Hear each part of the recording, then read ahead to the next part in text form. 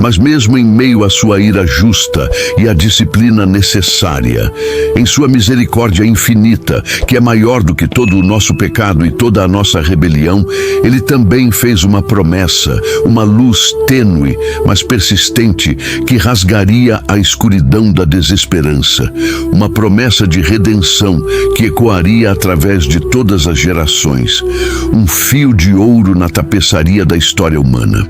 Disse ele à serpente, a autora do mal, a personificação da tentação: porei inimizade entre ti e a mulher, e entre a tua descendência e a sua descendência.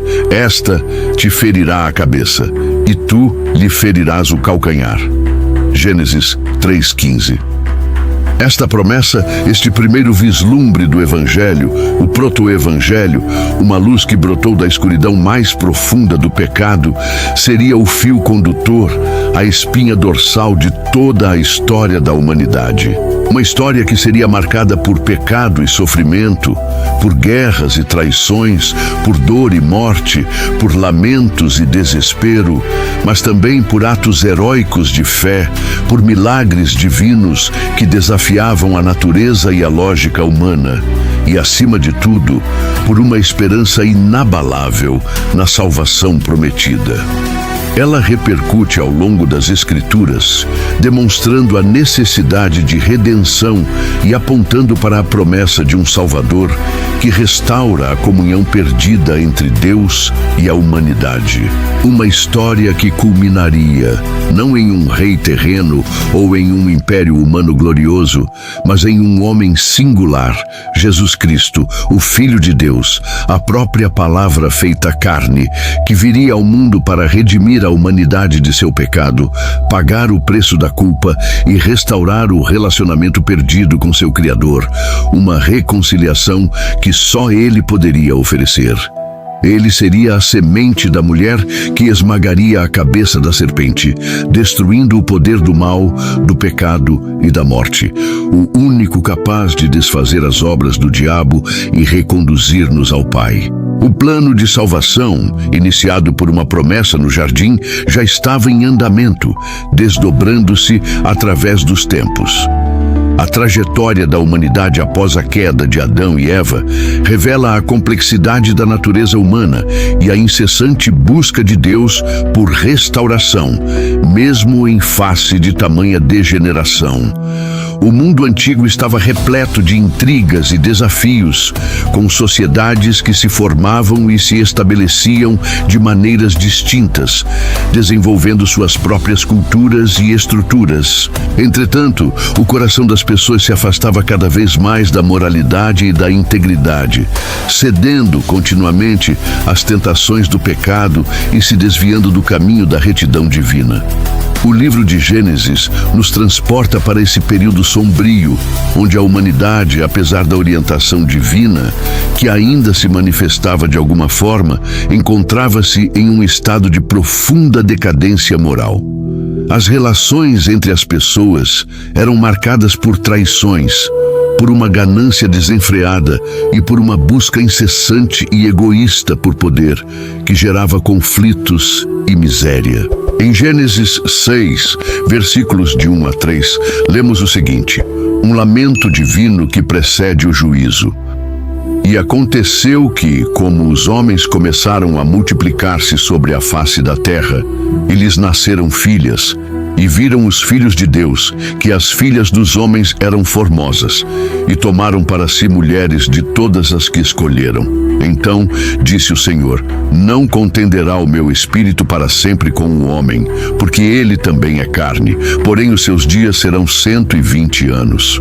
Desta passagem, por vezes enigmática, gerou diversas interpretações ao longo da história.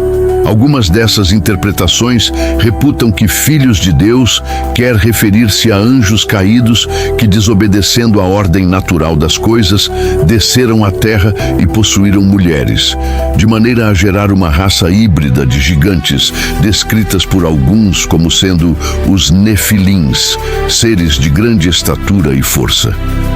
Seria esta a gota d'água que faria com que Deus, em sua justiça, enviasse o dilúvio para purificar a terra de tamanha abominação.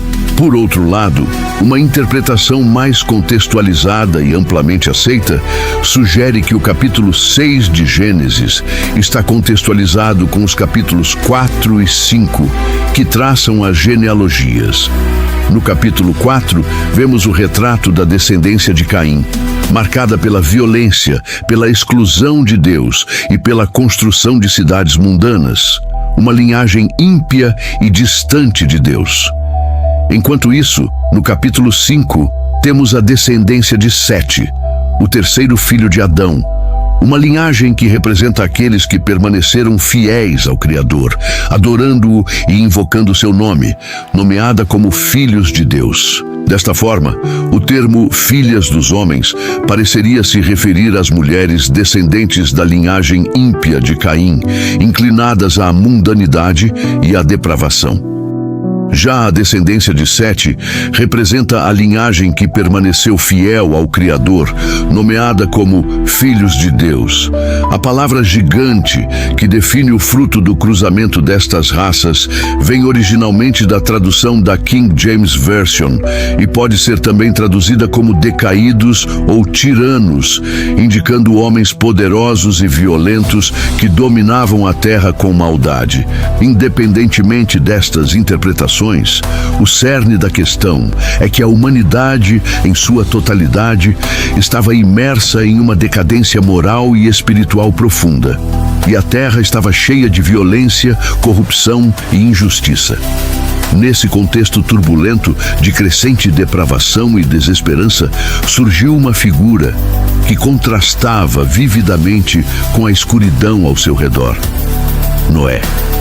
Este homem é apresentado na Bíblia como uma figura de extraordinária justiça e retidão, destacando-se como uma luz em meio à corrupção que permeava sua sociedade. Noé era filho de Lameque e neto de Matusalém. E além de sua esposa, ele teve 3 filhos, Sem, Cam e Jafé, que seriam o futuro da humanidade. A introdução de Noé na narrativa bíblica é marcada por características que o distinguem como alguém singular e especial aos olhos de Deus. O livro de Gênesis o descreve como justo entre os seus contemporâneos e homem íntegro entre o povo da sua época. Essas palavras reverberam como um elogio divino à integridade de Noé, tornando-o uma figura central e essencial em meio à decadência moral que envolvia o mundo antigo, onde a iniquidade se multiplicava. Enquanto a sociedade ao seu redor se entregava a práticas corrompidas, a violência e a idolatria, distanciando-se cada vez mais dos caminhos divinos, Noé permanecia firme em sua devoção a Deus e em sua conduta irrepreensível, uma rocha de fé em um mar de pecado. Que dilema interior deve ter sido viver em tamanha retidão em um mundo tão perverso. Sua vida era um sermão silencioso, uma pregação viva de que era possível andar com Deus em meio à escuridão. Diante da crescente corrupção, da violência incontrolável e da maldade generalizada que permeavam a sociedade antediluviana, Deus, em sua soberania e justiça, tomou uma decisão terrível, mas necessária. Resolveu purificar a terra por meio do dilúvio. O relato bíblico encontrado no livro de Gênesis revela a decisão divina de intervir diante da degeneração moral que atingira um ponto crítico, um limite além do qual não havia mais retorno. A dor no coração do pai era imensa, mas sua justiça exigia uma resposta. Nessa hora de juízo iminente, Deus olha para a terra e encontra em Noé uma luz de retidão e justiça, um oásis de fé em meio à secura espiritual. O chamado divino a Noé revela-se, portanto, como um ato de graça e uma escolha soberana. Deus, em sua sabedoria e amor redentor, decide não apenas julgar a criação corrompida, mas oferecer uma oportunidade de preservação e renovação através de Noé e sua família. O texto bíblico destaca com clareza que Noé, porém, encontrou graça aos olhos do Senhor. Gênesis 6:8, indicando que sua relação com Deus, sua fé e obediência foi o fator determinante para sua escolha e para a salvação de sua linhagem. Deus comunica seu chamado a Noé com instruções detalhadas e precisas sobre a construção da arca, um projeto que desafiava a compreensão humana e a engenharia da época. A complexidade do projeto e a minúcia dos detalhes refletem a seriedade do propósito divino e a importância da obediência exata. Noé, como um homem de fé inabalável, recebe a tarefa monumental com submissão e obediência incondicional. A arca tinha, conforme o relato bíblico contido no capítulo 6 de Gênesis, 300 côvados de comprimento, 50 côvados de largura por 30 côvados de altura. Um côvado, medida antiga fora de uso hoje em dia, teria cerca de 45 centímetros. E assim, as dimensões da arca seriam equivalentes a 137 metros de comprimento, 22 metros de largura por 13 metros de altura. O que equivale a uma área de mais de 43 metros quadrados, um navio de proporções colossais capaz de abrigar a vida do futuro. A Bíblia descreve a arca como tendo 3 andares, uma abertura para a iluminação e compartimentos específicos para animais de todas as espécies, organizados de forma a garantir a sobrevivência. Deus, em sua onisciência, revela a Noé as especificações exatas para a arca. Cada detalhe é comunicado de maneira clara e precisa, refletindo a divina premeditação e o cuidado com cada vida a ser preservada. A utilização de madeira de gofer e a calafetação com betume, tanto por dentro quanto por fora, são parte integrante do plano divino, assegurando a durabilidade e a conservação da estrutura em meio às águas turbulentas. O trabalho prossegue com Noé e sua família, dedicando-se incansavelmente à construção da arca, um esforço que durou décadas. A incredulidade, a zombaria e a hostilidade da sociedade ao seu redor não o abalam. Ao contrário, a oposição do mundo intensifica sua determinação em obedecer à voz divina, fortalecendo sua fé em cada martelada. Não se sabe ao certo quantos anos Noé demorou para construir a arca. O livro apócrifo de Enoque, no capítulo 5, afirma que Noé demorou 5 anos para construí-la, mas outras interpretações sugerem um período muito mais longo, talvez até 120 anos, um tempo de pregação silenciosa. Parece um tempo razoável em que, paralelamente, se deveria organizar o plantio e a reserva de alimentos a serem consumidos por um ano pela família de Noé e pelos animais a bordo da arca, um desafio logístico imenso. Um milagre adicional se desenrola à medida que a convivência pacífica e inexplicável entre animais de diferentes espécies se estabelece dentro da arca, rompendo com seus instintos naturais. O relato bíblico não apenas enfatiza a obediência dos animais às instruções divinas, mas também a paz e a harmonia que reinam dentro da embarcação, desafiando as expectativas naturais e destacando mais uma vez a mão providencial de Deus em cada detalhe, desde o menor inseto até o maior animal. O início do dilúvio é descrito com uma intensidade dramática, como se as próprias comportas dos céus estivessem sendo abertas, com as águas celestiais caindo incessantemente sobre a terra. A descrição bíblica destaca que todas as fontes do grande abismo foram rompidas e as janelas dos céus foram abertas.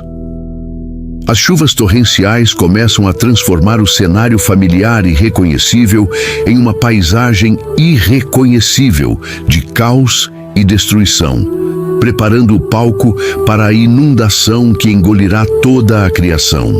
À medida que as águas avançam implacavelmente, engolindo planícies vastas, montanhas imponentes e tudo o que encontra em seu caminho, a narrativa bíblica ressalta a universalidade e a abrangência do dilúvio. A Bíblia deixa claro que todas as montanhas mais altas debaixo de todo o céu foram cobertas. A chuva cai incessantemente por 40 dias e 40 noites, mergulhando a terra em um estado de fluxo constante, um oceano sem limites. A arca, construída por Noé, com obediência e fé, flutua nesse vasto oceano de águas turbulentas, representando não apenas um abrigo físico para a vida, mas um símbolo de salvação divina em meio ao dilúvio, um farol de esperança em um mundo perdido. A narrativa destaca a providência divina que guia a arca através das águas, protegendo Noé e sua família da destruição, uma demonstração do cuidado de Deus por seus fiéis. O texto bíblico descreve Noé, após 40 longos dias de dilúvio e 150 dias de águas prevalecendo sobre a terra, decidindo enviar um corvo e depois uma pomba para investigar as condições do lado de fora da arca. A pomba, serena mensageira da vida, voa sobre as águas turbulentas, retornando à arca, indicando que a superfície da terra ainda não estava pronta para acolher novamente a vida. No entanto, a narrativa ganha profundidade no momento em que a pomba retorna à arca com uma folha de oliveira no bico, um sinal inconfundível de vida, de esperança, de terra firme e de um novo começo. Noé, interpretando o gesto da pomba como uma confirmação da restauração da terra, aguarda com paciência e gratidão o momento certo para abrir a janela da arca e pisar em solo seco. A Bíblia destaca que Noé esperou mais 7 dias antes de abrir novamente a janela, indicando sua cautela, sua sabedoria e seu desejo de confirmar a estabilidade do solo antes de desembarcar.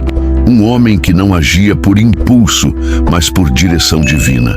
A aliança de Deus com Noé após o dilúvio representa um ponto culminante e emocionante na narrativa bíblica, marcando a transição da destruição para a promessa de uma nova era, um novo alvorecer para a humanidade.